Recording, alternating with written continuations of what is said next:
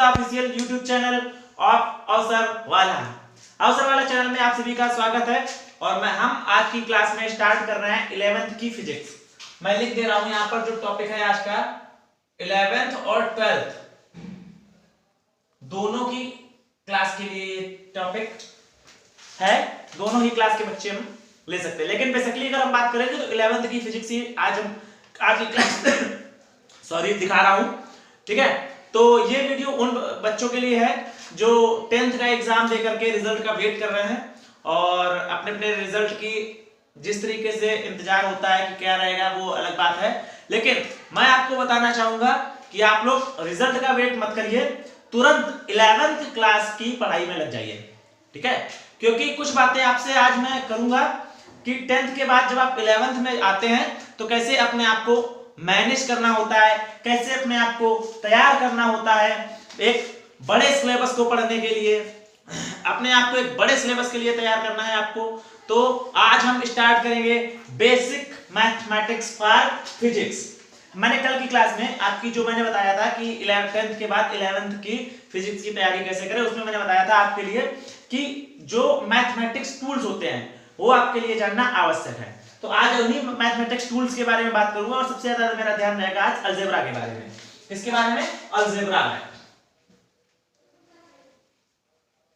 ठीक है, तो अलजेब्रा के जितने भी टूल्स हमारे पास हैं उनके बारे में आज की क्लास में हम लोग बात करेंगे फाइनली। वैसे तो सभी की बात करेंगे आगे चल के। ठीक है, आज का हमारा जो है और ये जो आज का टॉपिक है बेसिक मैथमेटिक्स फॉर फिजिक्स, ये हमारा क्या है? फिजिक्स का बेस है। 3 टाइप के स्टूडेंट हैं, एक वो जो 10th से 11th की क्लास में जा रहे हैं, तो उनके लिए तो ये मोस्ट इंपॉर्टेंट है, उनके लिए जरूरी भी है, तो उनको तो कोई प्रॉब्लम नहीं है, वो अभी अपना इस चीज पे फोकस कर लेंगे। सेकंड टाइप के स्टूडेंट वो हैं जो 11th करके 12th में जा रहे हैं और उनका ये कंप्लीट नहीं है, तो आप थोड़ा सा लेट हैं। फिलहाल मैं क्लास ले रहा हूं, आप इससे तैयार कर सकते हैं। ओके, तीसरे टाइप के स्टूडेंट वो हैं जो 13th पे पहुंच गए हैं, मतलब 12th पास हो गए हैं, बीए या बीएससी वगैरह कर रहे हैं मैथ से, या आगे की तैयारी कर रहे हैं, तो यूनिवर्सिटी में एग्जाम की तैयारी कर रहे हैं एडमिशन लेने के लिए बीएचयू वगैरह में। तो अगर वहां आप कर रहे हैं, अगर आपकी फिजिक्स वहां पे अगर अच्छी नहीं है और ये चीजें आपकी क्लियर नहीं है, तो फिर आप फिजिक्स में अच्छा सा नहीं कर पाएंगे, तो आप बहुत ही ज्यादा लेट हैं। लेकिन फिर भी एक आपके लिए बैकअप करने का तरीका है, आप बैकअप कर सकते हैं। ठीक है, तो मैं आज जो क्लास लूंगा इन चीजों को ही बताऊंगा। बेसिकली मेरा फोकस आज होगा कि आपको इसके लिए रेडी किया जाए। किसके लिए? फिजिक्स के लिए रेडी किया जाए और उसके जो मैथमेटिकल टूल्स हैं वो आपको बताया जाए, क्योंकि हमेशा ध्यान रखना, बड़ी सफलता पाने के लिए सबसे इंपॉर्टेंट बात जो होती है वो है आपकी प्लानिंग क्या है, आपने प्लानिंग कितने अच्छे तरीके से की है।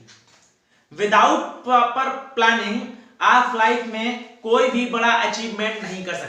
तो विदाउट, मैंने क्या बोला कि विदाउट प्रॉपर प्लानिंग आप कोई भी लाइफ में बड़ा अचीवमेंट नहीं कर सकते हैं। और 11th क्लास ही वो प्लानिंग करने का क्लास है जिसमें हम आईआईटी जेईई नीट एनडीए जैसे एग्जाम्स का फाउंडेशन नींव तैयार करते हैं। तो मेरी कोशिश है कि मैं आपके फिजिक्स का बेस इतना स्ट्रॉन्ग कर दूं कि आपको आगे चल के कोई परेशानी ना हो, क्योंकि 10th क्लास में जो हम मैथ पढ़ते हैं वो हमने कल ही बताया था नेग्लिजिबल होती है या पर्याप्त नहीं है। जैसे कुछ मैथ्स के टॉपिक ऐसे हैं जो हम लोगों ने सुने भी नहीं होंगे ढंग से। ठीक है, जैसे आप वेक्टर एनालिसिस करेंगे, सदिश विश्लेषण पढ़ेंगे, लेकिन फिजिक्स क्योंकि फिजिक्स में वेक्टर विश्लेषण के बिना कोई काम ही नहीं होना है। ठीक है, या हम बात करें कि वेक्टर विश्लेषण के बाद अगर हम बात करें तो हम लोगों को पढ़ना है डिफरेंशिएशन, और इसके बिना डिफरेंशिएशन की भी कुछ नहीं होना है। ठीक है, तो जिसको बोलते हैं अवकलन और समाकलन। ठीक है, तो इन चीजों का भी प्रॉपर काम होगा, ये आपने अभी सुना भी नहीं होगा। ठीक है, तो आज हम क्या पढ़ेंगे? Basic mathematical concept. Basic mathematical concept. ठीक है, ओके, तो मतलब बेसिक मैथमेटिकल कॉन्सेप्ट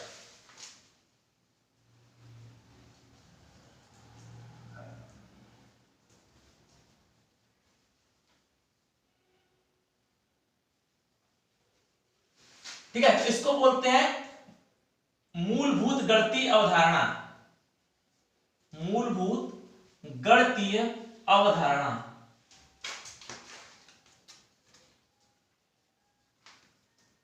क्या बोलते हैं इसको? बोलते हैं मूलभूत गणितीय अवधारणा।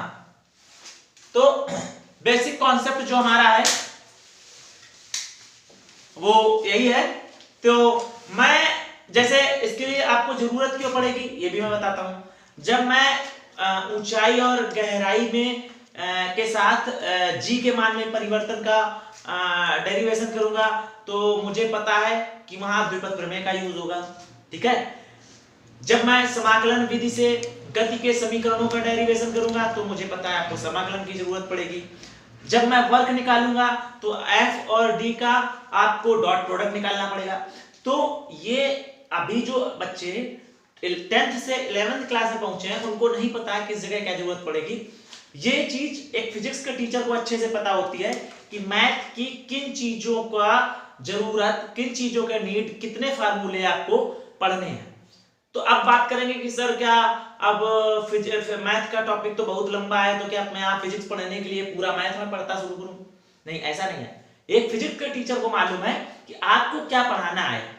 जैसे मैंने भी बताया कि जी के मान में परिवर्तन जब करेंगे तो डेरिवेशन करूंगा तो वहां आपको द्विपद प्रमेय पढ़ाना है। तो इन सब चीजों का आपको फार्मूला ही आपको देखना है और एक्स्ट्रा कुछ नहीं देखना है।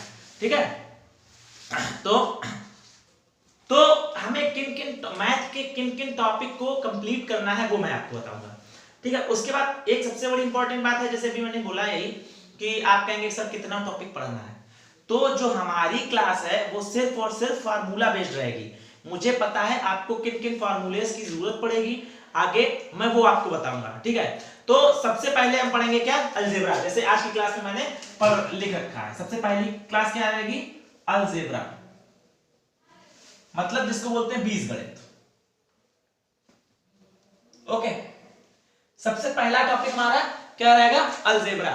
तो मैथ का सबसे पहला कॉन्सेप्ट हम पढ़ेंगे अलजेब्रा, उसके बाद ट्रिग्नोमेट्री, फिर वेक्टर।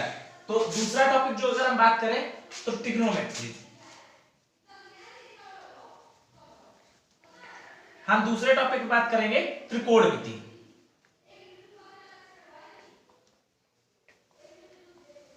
ओके, इसके बाद तीसरा हम पढ़ेंगे वेक्टर, वेक्टर अलजेब्रा। तो मैं केवल वेक्टर लिख दे रहा हूं। ठीक है, तीसरा टॉपिक हमारा रहेगा वेक्टर अलजेब्रा। तो इन तीन टॉपिक के अलावा चौथा जो हमारा रहेगा वो रहेगा कैलकुलस, और पांचवा जो रहेगा वो रहेगा जियोमेट्री। ठीक है, चौथा कैलकुलस, इसको बोलते हैं हिंदी में, ठीक है, फिफ्थ जियोमेट्री, ज्यामिति, और कैलकुलस बोलते कलन, हिंदी में बोलते हैं कलन। तो आप इंग्लिश याद रखिएगा, हिंदी में कोई खास चीज रखी नहीं है। तो ये हमें 5 टॉपिक पढ़ने हैं। ठीक है, तो इन 5 टॉपिक में जो बच्चे हमारे 11th से 11th में गए हैं उन्होंने अलजेब्रा 9th और 10th में पढ़ी है आपकी। ठीक है, 9th और 10th में पढ़ी है। ट्रिग्नोमेट्री में भी कुछ पार्ट आपने 9th और 10th में पढ़ा हुआ है। आपने वेक्टर नहीं पढ़ा है, आपने कैलकुलस नहीं पढ़ी है। ज्यामिति का कुछ परसेंट आपने मतलब नाम सुना है, ये भी आप 9th और 10th में देख लेते हैं। तो केवल 2 पार्ट आपके ऐसे होंगे जो आपने बिल्कुल भी नहीं सुने हैं 10th में, मतलब आपको पता ही नहीं था कि 10th में ये है क्या। ओके, तो ये 2 पार्ट तो बिल्कुल आपके लेने हैं। जियोमेट्री क्या है? जियोमेट्री आपने पढ़ा है लेकिन उस लेवल का नहीं पढ़ा जहां जो हम यहां पर लेवल पढ़ेंगे, हल्का फुल्का पढ़ा है आपने। ट्रिग्नोमेट्री आपने ठीक ठाक पढ़ी होगी और अलजेब्रा भी ठीक ठाक पढ़ी है, मतलब इसके बारे में आप जानते हैं, क्योंकि अलजेब्रा के जो फार्मूले हैं वो आपको बचपन से ही पढ़ाए जाते हैं। ठीक है, तो आज हम सबसे पहले टॉपिक की बात करेंगे अलजेब्रा की, जिसकी अलजेब्रा की। तो अलजेब्रा में हम लोग क्या क्या देखेंगे, और ये हमने पहले ही बताया है कि क्लास जो है हमारी रहेगी फार्मूला बेस्ड। ओके, तो हम बात करते हैं अलजेब्रा की। तो अलजेब्रा में आपको पढ़ना क्या है, तो हमारी जो पढ़ाई होगी, मैंने बोला कि केवल फार्मूला बेस्ड होगी। मैं आपको बताना चाहता हूं कि अलजेब्रा में कौन कौन से फार्मूला का यूज होगा। तो अभी मैं जब आपको 8-10 फार्मूले ऐसे बताऊंगा जिसमें से कुछ आपको पहले से आते होंगे, ठीक है, लेकिन फिर भी मैं उन पे चर्चा करूंगा, डिस्कशन करूंगा। तो सबसे पहला जो सबसे सम्माननीय फार्मूला है हमारे अलजेब्रा का, तो यहां पे पहले हम लिख देते हैं फार्मूलाज, ठीक है। अलजेब्रा का सबसे जो सम्माननीय फार्मूला है वो हमारा पहला फार्मूला है a+b का होल स्क्वायर। बचपन से पढ़ाया जाता है, आप 6th क्लास से पढ़ना शुरू करेंगे, कोई भी अगर मैथ पूछता है सबसे पहले यही फार्मूले पूछते हैं 6th 7th 8th 10th में। तो ये हमारा सबसे सम्माननीय फार्मूला है जो बचपन से पढ़ाया जाता है। तो आपको इसको पता होगा क्या होता है, a² plus b² plus 2ab। ये हो गया हमारा पहला फार्मूला, ठीक है। दूसरा, इसी के आगे अगर हम बात कर लें, फार्मूला नंबर सेकेंड a-b का होल स्क्वायर। तो ये क्या होता है, ये भी आपको पता होगा, a² plus b² minus 2ab, ठीक है। तो ये दो फार्मूले इससे बन गए। अगर हम बात करें अब a+b का होल क्यूब, इसका a+b का होल क्यूब, तो इसका फार्मूला आपको पता होना चाहिए क्या होता है। तो होता है a³ plus b³ plus 3a² plus 3ab², ये होता है हमारा इसका, ठीक। अब अगर हम बात करें a-b का होल क्यूब, तो उसका क्या होता है, चलो नेक्स्ट फार्मूले की बात करते हैं हम। फार्मूला नंबर 4 a-b का होल क्यूब। तो आपको पता होगा क्या होता है, a³ minus b³ minus 3a² plus 3ab का स्क्वायर। ओके, तो यहां तक हमारा 4 फार्मूले तो पहले ये हो गए हैं, ठीक है। इनके बारे में आप जानते थे और जानते भी होंगे। फिर इसके बाद एक फार्मूला आता है a² माइनस b²। तो हम बताते हैं आपको, वो टूटता है, फार्मूला नंबर E, ठीक है। क्या है, a² माइनस का b²।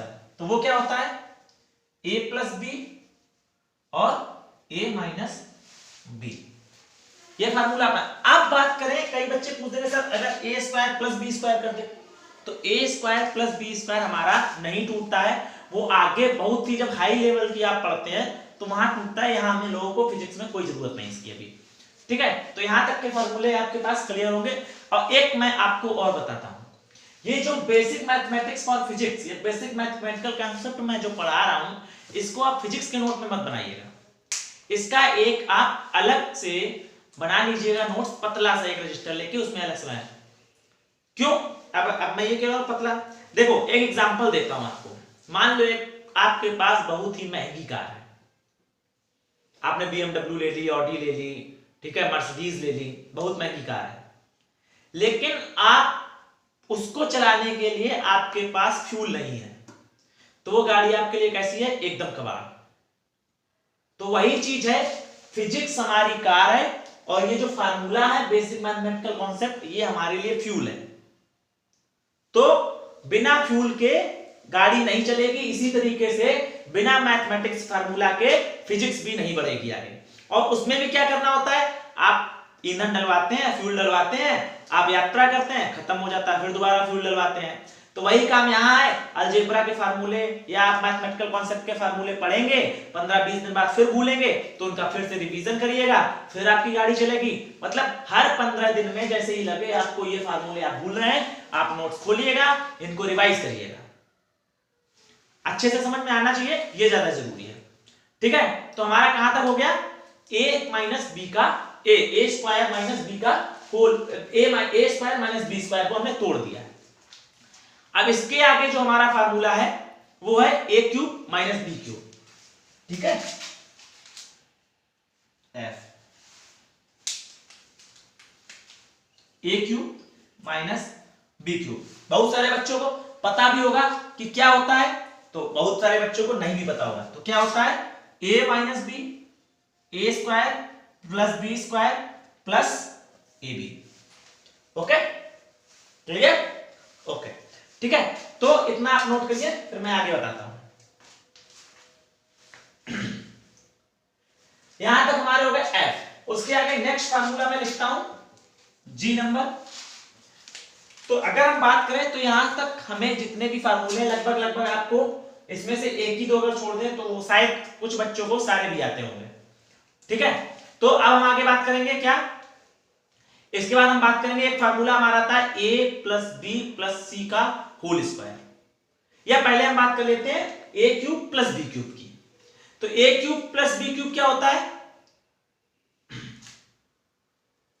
a क्यूब, और अगर प्लस बी क्यूब की बात करें तो a क्यूब, देखो अभी एक मिनट रुकना बताता हूं, ठीक है।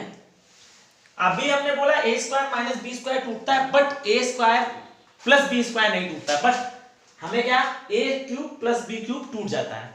ये किसमें किसमें टूटता है, a plus B, A square minus A B plus B square. देखो ये क्या है, a plus B A square minus B square plus A B.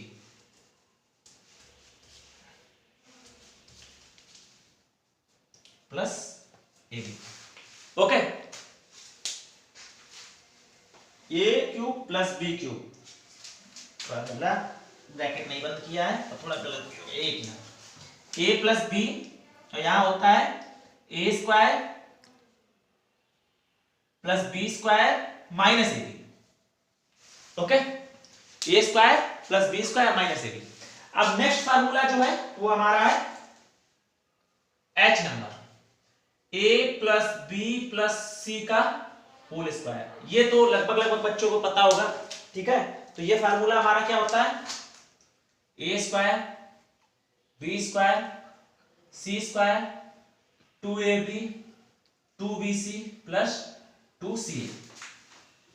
ठीक है, ये आपको पता होना चाहिए, 2ab 2bc और 2ca। अब एक हमारा जो ये जो फार्मूला है ये फिजिक्स की दृष्टि से बहुत ही इंपॉर्टेंट फार्मूला है, जो अब मैं बताने जा रहा हूं। ये फार्मूला है a प्लस बी का whole square minus a minus B का होल स्क्वायर। ये कई जगह आपको फिजिक्स में मिल जाएगा, और इसका जो यूज भी है फिजिक्स में बहुत जगह आपको करने को मिलेगा। तो इसका जो डायरेक्ट आंसर आता है, जब इसको इस फार्मूले को a प्लस बी का whole square minus a minus B को होल स्क्वायर को आप सॉल्व करेंगे तो डायरेक्ट मेरा आंसर आता है 4a इंटू बी। ये हमारा आंसर आता है क्या, 4a इंटू बी। ओके, तो ये फिजिक्स में आपको बहुत ही बार यूज करने को मिलेगा, इसलिए मैंने इस पे स्टार बना दिया है। ये आपको डायरेक्ट याद रखना बार बार, क्योंकि इसको सॉल्व नहीं करेंगे कि हमें अगर 4 बार मिल गया a प्लस बी का whole square minus a minus B का होल स्क्वायर, तो हमें डायरेक्ट याद होना चाहिए कि इसको सॉल्व करने पर माइनस 4ab आंसर आता है। ठीक है, अब एक इसी में अगर हम कर दें, इसी को a प्लस बी का whole square plus a minus B का होल स्क्वायर, यहां पर माइनस था यहां पर प्लस हो गया, तो अगर इसके आंसर की बात करें तो कुछ नहीं आता है, बस 2a प्लस बी, ठीक है, 2a square plus B square, ये आता है। इसको जब हम सॉल्व करेंगे जे नंबर हो, a प्लस बी का whole square plus a minus B को होल स्क्वायर आप सॉल्व करेंगे तो बचेगा हमारा क्या, वहां पर बचता है 2a square plus 2b square, ये बचता है, जिससे हम 2 कॉमन कर लेते हैं तो मेरा आंसर आ जाता है ये 2a square plus b square. Okay, तो ये थे हमारे अलजेब्रा के फार्मूले।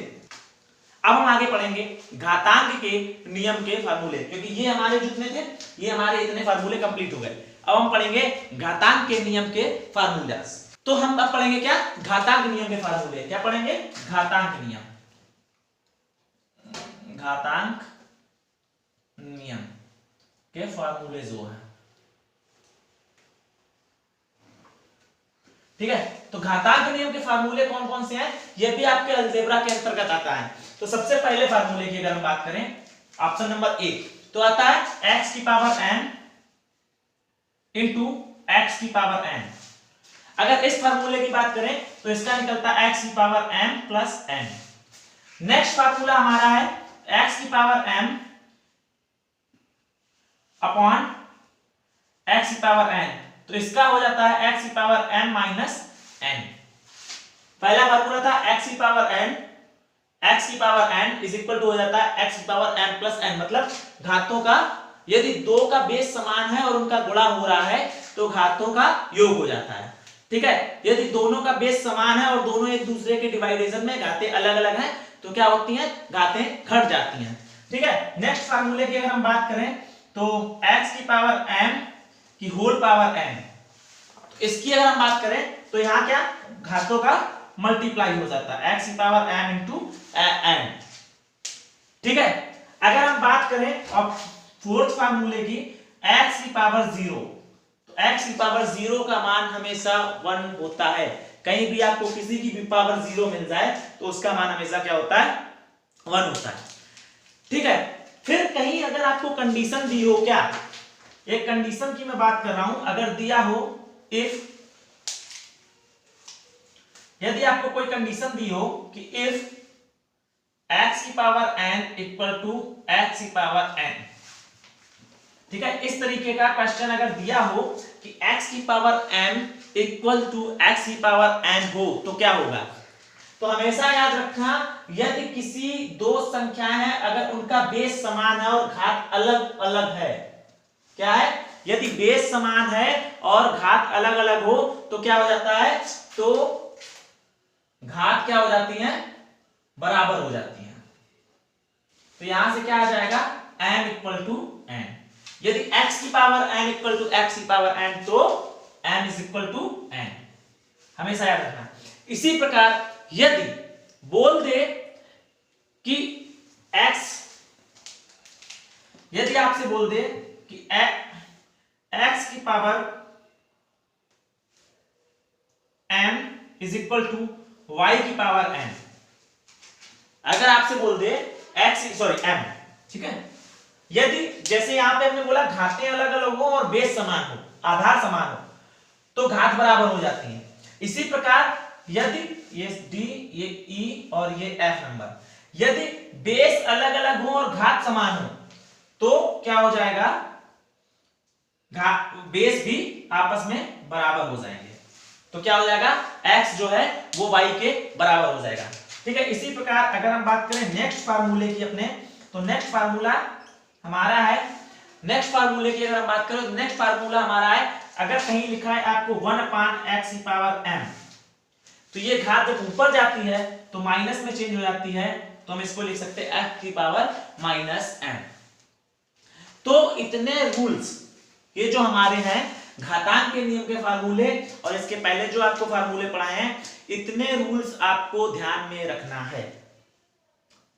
ठीक है, इसके बाद ये आप देख लीजिए ध्यान से, इसके बाद आपको बताऊंगा लॉगरिथम। तो अब हमारा जो नेक्स्ट टॉपिक है वो है लॉगरिथम, मतलब लघु गुणक, लघु गणक, लघु गणक, लॉगरिथम। ठीक है, तो हम लॉगरिथम के बारे में बात करेंगे। लॉगरिथम क्या होता है, लॉगरिथम हमारे दो प्रकार के होते हैं। कितने प्रकार के होते हैं, दो प्रकार के। अगर हम लॉगरिथम की बात करें तो ये कितने प्रकार के होते हैं, दो प्रकार के। अब दो प्रकार के कौन कौन से होते हैं, एक होते हैं हमारे नेचुरल और दूसरे होते हैं हमारे जनरल। कौन से, पहला होता है हमारा नेचुरल, मतलब प्राकृतिक या सामान्य, ठीक है, और दूसरा कैसे होता है जनरल, मतलब पहला होता है हमारा क्या, नेचुरल मतलब प्राकृतिक, और दूसरा हमारा होता है नेचुरल लॉग और जनरल लॉग। तो जनरल लॉग को हम लोग क्या बोलते हैं, साधारण। ठीक है, तो दो प्रकार के होते हैं। अब बात आती है कि सर दो प्रकार के तो होते हैं, और नेचुरल को हम लोग अगर बात करें तो नेपेनियन भी बोलते हैं। क्या बोलते हैं, इसमें स्लैश कर दो, नेपेनियन। ये एक हमारे साइंटिस्ट या जो थे उनका नाम था, ठीक है, एक साइंटिस्ट थे उनका नाम था। तो इनको प्राकृतिक को नेपेनियन लॉगरिथम लॉग भी बोलते हैं। अब बात आती है कि सर दोनों को अलग पहचानेंगे कैसे, कौन सा हमारा पहचानने का तरीका क्या है, कौन सा जनरल लॉग है और कौन सा हमारा नेपेनियन या प्राकृतिक नेचुरल लॉग है। तो पहचानने का तरीका क्या है, यदि जैसे हम कोई log x लिख रहे हैं, यदि log x के बेस में e है तो ये हमारा कौन सा हो जाएगा, नेपेनियन या नेचुरल लॉग, ठीक है। यदि किसी भी लॉग के बेस में e है, log x to base e, तो वहां पर हमारा क्या हो जाता है, नेपेनियन या नेचुरल लॉग। या अगर कहीं भी बेस नहीं लगा है, केवल log x लिखा है, तो ये भी हमारा क्या होगा, नेचुरल लॉग होगा। जनरल लॉग की अगर हम बात करें तो log x का बेस में अगर 10 लगा हो, log x बेस 10 लगा हुआ है, तो ये हमारा कैसा हो जाएगा, ये हमारा हो जाएगा आपका जनरल या साधारण लॉग, ठीक है। तो साधारण जो लॉग होता है उसमें हमेशा बेस आधार जरूर लिखा जाता है। अगर आधार नहीं है तो वो हमारा कौन सा हो जाएगा, नेपेनियन या प्राकृतिक लॉग हो जाएगा। अगर हम बात करें, अब हम बात करें relation between natural and general log, ठीक है। तो रिलेशन अगर हम बात करें कि जनरल लॉग और हमारे नेचुरल या नेपेनियन लॉग में क्या इक्वलिटी है या क्या क्या रिलेशन है, या अगर हम जनरल लॉग को या नेपेनियन लॉग को जनरल लॉग में कन्वर्ट करना हो तो कैसे करें। जैसे अगर लिखा है आपका, मैं थोड़ा ऊपर साफ करके यहीं पे लिख दे रहा हूं, ठीक है। तो अगर कोई आपसे कहे कि आपके पास नेपेनियन लॉग है, उसको आप जनरल लॉग में चेंज करिए, तो आप कैसे चेंज करेंगे उसके बारे में बात करें। जैसे लिख दिया log x बेस e, अब इसको आप चेंज करिए जनरल लॉग में, ठीक है। ये है कैसा हमारा नेपेनियन लॉग। अगर कोई कहते इसको चेंज करें तो आपको कुछ नहीं करना है, 2.303 का मल्टीप्लाई कर देना है किसमें, log 10 बेस x। कुछ नहीं करना है, सिर्फ इतना करना है, 2.303 का मल्टीप्लाई कर देना है इसमें। समझ में आया। log x बेस e जो होता है 2.303 log 10x के इक्वल टू होता है। तो ये है हमारा रिलेशन। अगर आपको इससे चेंज करना है तो इससे डिवाइड कर दीजिएगा, तो इस तरीके से आपका जनरल लॉग इसमें चेंज हो जाएगा। आगे के टॉपिक के साथ मिलते हैं नेक्स्ट क्लास में, ठीक है। तब तक के लिए इनका आप एक नोट्स बनाइए और इनकी अच्छे से तैयारी कीजिए, जिससे आपका फिजिक्स एकदम स्ट्रांग हो और आप कहें कि हाँ आपने मेरी फिजिक्स को इंटरेस्टेड बनाया है। मिलते हैं नेक्स्ट क्लास में। जय हिंद, जय भारत।